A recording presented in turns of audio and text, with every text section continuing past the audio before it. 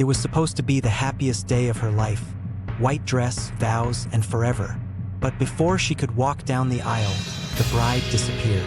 Her name was Emily Carter, a 27-year-old schoolteacher from Oregon. And on a warm June afternoon in 2016, she simply vanished, leaving behind her gown, her phone, and a mystery that would haunt Maple Hollow for years. This is The Bride Who Vanished, a story of love, deception, and the dark side of happily ever after. Maple Hollow, a quiet, tree-lined town in southern Oregon where everyone waves when they pass by. The kind of place where crime feels like something that happened somewhere else. Emily Carter was well known in town. A kind-hearted teacher at the local elementary school, she spent her days guiding kids through reading lessons and science fairs. Friends described her as gentle, grounded, and endlessly giving. Her fiancé, Daniel Moore, 30, was a local mechanic. Charming, hardworking, a man everyone thought Emily could count on. They were the picture-perfect small-town couple. High school sweethearts finally tying the knot after nearly a decade together. Their wedding day, June 12, 2016, was supposed to be a celebration of love. But that morning, something changed. Emily's bridesmaids arrived early at her family farmhouse. They found her smiling, sipping coffee, humming along to a country playlist as she got ready. But at 11:15 a.m., she received a phone call, one she took alone in her room. When she came back, her mood had shifted, quiet, distracted. By 1 p.m., guests filled the pews at St. Mary's Church. Daniel stood nervously at the altar, but the bride never came. Her car sat in the driveway, her purse and phone untouched on her nightstand. Her wedding gown hung perfectly pressed, never worn.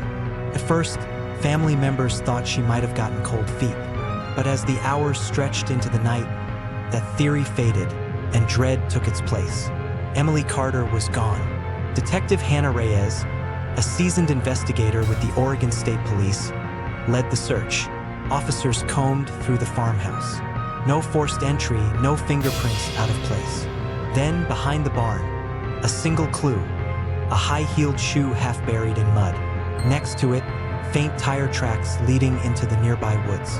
The first person detectives questioned was Daniel Moore. He appeared heartbroken, his voice trembling in interviews, but something didn't sit right. He told police he hadn't spoken to Emily that morning, yet cell records showed 3 missed calls from his number within an hour of her disappearance.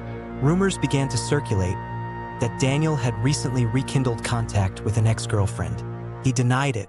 Still, with no solid evidence, investigators had nothing concrete to hold him on. For 3 long weeks, the case went nowhere, until a fisherman made a discovery along the River Haines, 14 miles away. Caught in a tangle of reeds was a handbag, Emily's. Inside were her driver's license, lipstick, and a folded piece of paper. It read, "I'm sorry, I can't do this anymore." At first glance, it looked like a suicide note, but Detective Reyes noticed the handwriting seemed off. Forensic testing confirmed it, the note was forged. Investigators traced Emily's last phone call to a prepaid cell phone purchased under a fake name. Its final signal came from an area less than 2 miles from Daniel's auto repair shop. As detectives dug deeper, they began to uncover cracks in Emily and Daniel's relationship. Friends revealed that Emily had been second-guessing the wedding. One bridesmaid recalled her saying, "Sometimes, I don't recognize him anymore." Emily had reportedly confided that Daniel had grown possessive, checking her messages, questioning her every move. Meanwhile, Daniel painted a different picture, that Emily was emotionally distant and overwhelmed by wedding stress. But the truth came crashing down when investigators returned to his workshop with a search warrant. Behind the building, buried beneath a fresh layer of concrete, they found a section of rope, a blood-stained towel, and pieces of a pearl earring. The DNA was Emily's. When confronted, Daniel broke. He confessed, but his story was one of panic, not murder. He claimed Emily had come to his shop that morning to call off the wedding. An argument escalated. She fell, hit her head, and died instantly. Out of fear, he said, he buried her and forged the note to make it look like she ran away. but forensic analysis proved otherwise. Emily's injuries were consistent with manual strangulation. Daniel's accident was a lie. In 2018, Daniel Moore was convicted of second-degree murder and sentenced to 32 years in prison.